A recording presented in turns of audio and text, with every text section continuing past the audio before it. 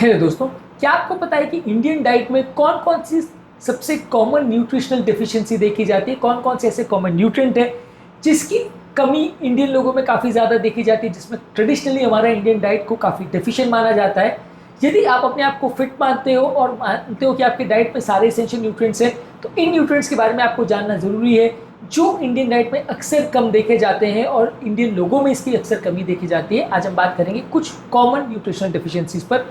Topic पर जाने से पहले जो लोग हमारे चैनल पर नए हैं, उन्हें रिक्वेस्ट करूंगा कि चैनल को सब्सक्राइब करें, वीडियोस को लाइक करें, वीडियोस को अपने फ्रेंड्स, फैमिली और रिलेटिव्स के साथ शेयर करें और फ्यूचर में ढूंढना ना पड़े इसके लिए सेव भी करें। टॉपिक के मिड पोर्शन में इसे इंटरेस्टिंग बनाने के लिए कुछ ऐसी प्रैक्टिकल यूटिलिटी की बातें बताऊंगा जो आपको इस टॉपिक से मिली इन्फॉर्मेशन को यूटिलाइज करने में मदद करेगी। और हमारे ट्रिविया सेक्शन में कुछ ऐसी स्टडीज़ भी आपको बताऊंगा जो इस टॉपिक के बारे में आपको ज्ञान भी देंगे और हैरान भी करेंगे। चलिए शुरू करते हैं मेरे साथ ये हेल्थ का सफर।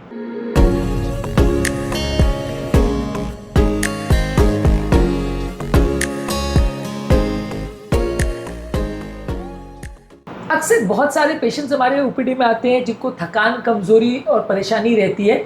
रिसेंटली एक पेशेंट हमारे पास आई थी जो कि 30 साल की थी, जिनको प्रॉपर डाइट लेने के बावजूद भी उनको कमजोरी, थकान और परेशानी की प्रॉब्लम थी।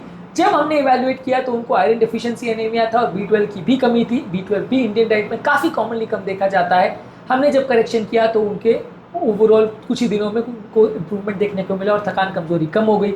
रिसेंटली एक एल्डरली फीमेल हमारे पास आई थी जिनको रिसेंटली बोन्स का फ्रैक्चर हुआ था, उनको रिकरेंट बोन वीकनेस की प्रॉब्लम हो रही थी।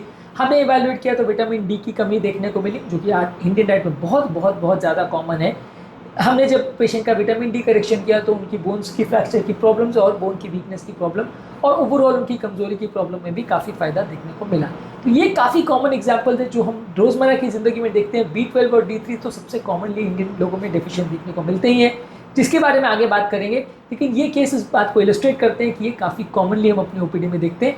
आपकी नज़र में इंडियन डाइट में सबसे कॉमन न्यूट्रिएंट डेफिशिएंसी कौन सी होती है? आयरन, कैल्शियम, B12 या D3?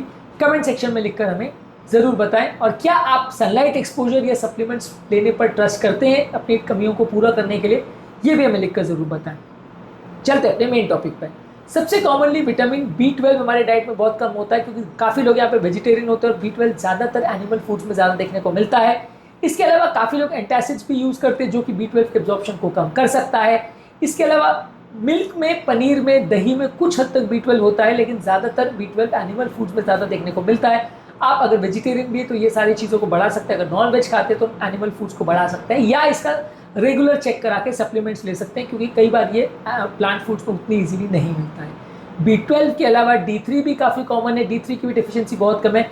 इतना ट्रॉपिकल क्लाइमेट होने के बावजूद भी काफ़ी लोग का धूप का एक्सपोजर बहुत कम होता है इंडोर लाइफस्टाइल होने की वजह से, इसलिए विटामिन D3 की भी कमी देखने को मिलती है।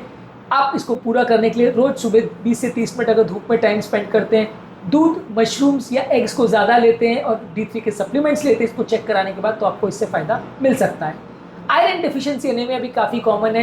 वैसे तो वेजिटेरियन डाइट में सिग्निफिकेंट आयरन होता है, खासकर हरी साग सब्जी में, लेकिन इसका अब्जॉर्प्शन अक्सर काफ़ी कम होता है, इसलिए काफ़ी ज़्यादा लोग को आयरन डेफिशिएंसी एनीमिया का प्रॉब्लम होता है। इसको इम्प्रूव करने के लिए आपको कोशिश ये करनी है कि विटामिन सी ज़्यादा ले सकते हैं, हरी साग सब्जी ज़्यादा ले सकते हैं, आयरन के सप्लीमेंट्स ले सकते हैं और खाना खाने के टाइम एंटी न्यूट्रिएंट जैसे चाय जिसमें फाइटेट्स वगैरह होते हैं इसको थोड़ा कम लीजिए, ताकि आयरन का अब्जॉर्प्शन को अफेक्ट ना करें। प्रोटीन भी इंडियन में डाइट में बहुत ज़्यादा कम होता है। इंडियन डाइट वैसे तो बहुत हाई कार्बोहाइड्रेट डाइट है, प्रोटीन अक्सर यहाँ बहुत कम होता है। हमारे डाइट में ज़्यादातर लोग चावल दाल भर भर के खाते हैं, लेकिन दाल भी बहुत अच्छा रिच सोर्स ऑफ प्रोटीन नहीं है। रोटी चावल पे ज़्यादातर लोगों का फोकस रहता है। कई बार रोटी को जिस सब्जी के साथ खाते हैं वो भी कार्बोहाइड्रेट रिच ही होता है, तो प्रोटीन की अक्सर कमी देखने को मिलती है। दाल, पनीर, दही, सोयाबीन, चना, एग्स, फिश ये अच्छे प्रोटीन के सोर्स हैं। अगर फिर भी कमी रहती है तो आप प्रोटीन के सप्लीमेंट्स ले सकते हैं। इसके अलावा कैल्शियम की कमी भी इंडियन में काफ़ी देखने को मिलती है।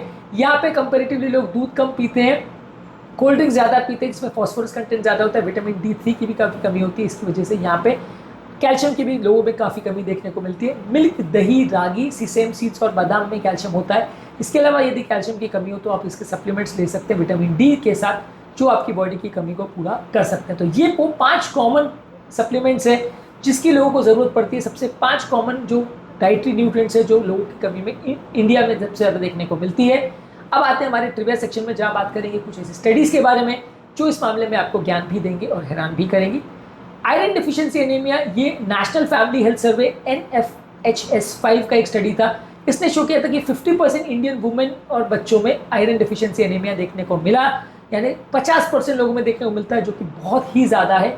इसी तरह से विटामिन डी की डिफिशियंसी धूप होने के बावजूद भी इंडिया में लगभग 70 to 80% अर्बन इंडियंस में इसकी कमी देखने को मिलती है। ये article Indian journal of endocrinology and metabolism में 2018 में पब्लिश हुआ था। इसी तरह से आयोडीन डिफिशियंसी आयोडीन सॉल्ट के इंट्रोडक्शन के बाद काफ़ी कम हुआ है, लेकिन कई नॉर्थ ईस्टर्न एरियाज और हिमालयन पॉकेट्स में अभी भी इसकी कमी देखने को मिलती है। WHO का डेटा है। इसके अलावा एम्स न्यू दिल्ली की एक डेटा था जिसने शो किया था कि कैल्शियम डिफिशियंसी इंडियन डाइट में काफ़ी कॉमन है, खासकर फीमेल और एल्डरली पॉपुलेशन में।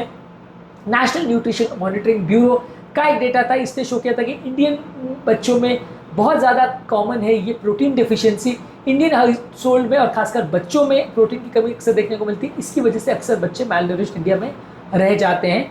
2009 में लैंसेट में एक आर्टिकल पब्लिश हुआ था जिसने शो किया था कि इंडिया में डायरिया और गैस्ट्रोइंटेस्टाइनल प्रॉब्लम्स होने का और इम्यून प्रॉब्लम्स होने का एक इंपॉर्टेंट कारण है कि यहाँ पे जिंक की डेफिशिएंसी काफ़ी देखने को मिलती है। इसी तरह से एपिडेमियोलॉजिकल डेटा ने शो किया है कि बच्चों में फोलेट की डेफिशिएंसी होने से न्यूरल ट्यूब डिफेक्ट प्रेगनेंसी के दौरान हो सकते हैं बच्चों में।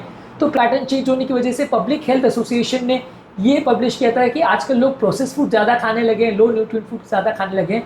इसकी वजह से लोग की कैलोरी इंटेक बढ़ने के बावजूद भी न्यूट्रिशन डेफिशिएंसी अब पहले से ज़्यादा देखने को मिल रही है। लोगों की फूड अवेलेबिलिटी भले इंप्रूव हो गई है, लेकिन एक्चुअल में डाइट इंप्रूव नहीं हुई है। रिसेंटली एक 8 साल का बच्चा हमारे पास आया था जिसको रिकरेंट लूज मोशंस की प्रॉब्लम थी। हमने इवैल्यूएट किया तो उसको जिंक की कमी पाई गई। बच्चों में इम्यूनिटी इंप्रूव करने के लिए जिंक देना उनको काफ़ी ज़रूरी है। ये अगर किसी को रिकरेंट लूज मोशन की प्रॉब्लम तो इसका इवैल्यूएशन करना चाहिए। इसी तरह से एक आदमी जिसको वर्क स्ट्रेस बहुत ज़्यादा था, दिन भर बैठे बैठे का काम था, उसको हमने रूटीन इवैल्यूएट किया तो विटामिन डी के लेवल्स बहुत ज़्यादा लो पाए गए। हमने उसके लाइफस्टाइल चेंजेस किए, सप्लीमेंट्स बढ़ाए और ओवरऑल पीरियड ऑफ टाइम उसके मेंटल और फिजिकल हेल्थ दोनों में ही काफ़ी सुधार देखने को मिला। तो कमेंट सेक्शन में लिखकर हमें ज़रूर बताएं कि आपकी फैमिली के डाइटरी हैबिट्स को आप कैसे सुधारना चाहेंगे और कौन कौन से सप्लीमेंट्स आपको लगता है कि आपकी फैमिली के लोगों में ज़रूरी है, ये ज़रूर हमें लिख के बताएं। अब आते हैं हमारे प्रैक्टिकल न्यूट्री सेक्शन में। आपको आयरन पर विशेष ध्यान देना है, चाहे हरी साग सब्जी हो, गुड़ हो, दाल हो, ये सारी चीज़ों में आयरन अक्सर मिलता है।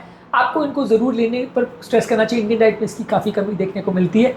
विटामिन डी की कमी को पूरा करने के लिए 15-20 मिनट धूप का एक्सपोजर होना चाहिए या फोर्टिफाइड डेयरी प्रोडक्ट्स, दूध, दही, अंडे, ये सब ज़्यादा लीजिए। कैल्शियम की कमी को दूर करने के लिए दूध, दही, पनीर, बादाम, हरी साग सब्जी, ये सब ज़्यादा लीजिए। अगर लैक्टोज इंटॉलरेंस है तो प्लांट बेस्ड मिल्क का प्रयोग कर सकते हैं। जिंक की कमी को दूर करने के लिए नट्स, सीड्स, दालें और अंडों का प्रयोग करिए। जिंक सप्लीमेंट्स अगर आपको डॉक्टर बताते हैं उसकी ज़रूरत है तो आप उसका भी प्रयोग कर सकते हैं। और फोलेट के बॉडी में कमी को पूरा करने के लिए हरी साग सब्जी, सिट्रस फ्रूट्स और नट्स को ज़्यादा मात्रा में लीजिए। खासकर फीमेल पेशेंट को प्रेगनेंसी के दौरान इसका ज़्यादा प्रयोग करना चाहिए। प्रेगनेंसी के दौरान बहुत ज़्यादा क्रिटिकल होता है। क्या आपके या आपके परिवार में किसी को इस तरह की कोई न्यूट्रिशनल डेफिशिएंसी डिटेक्ट हुई है और उसको दूर करने के लिए आपने क्या किया और क्या आपको इन्फॉर्मेशन यूजफुल लगी? कमेंट सेक्शन में लिखकर हमें ज़रूर बताएं। उम्मीद करूँगा कि आज के टॉपिक में कुछ नई बातें जानने को मिली होगी। ये कंटेंट आपके फ्रेंड्स और फैमिली के लिए काफ़ी यूजफुल होगा, इसलिए उनके साथ इसे शेयर करें और वीडियो को फ्यूचर के लिए सेव भी कर लें ताकि इसे ढूंढना ना पड़े। टॉपिक एंड करने से पहले जो लोग हमारे चैनल पर नए हैं उन्हें रिक्वेस्ट करूँगा कि चैनल को सब्सक्राइब करके हमें मोटिवेट करें।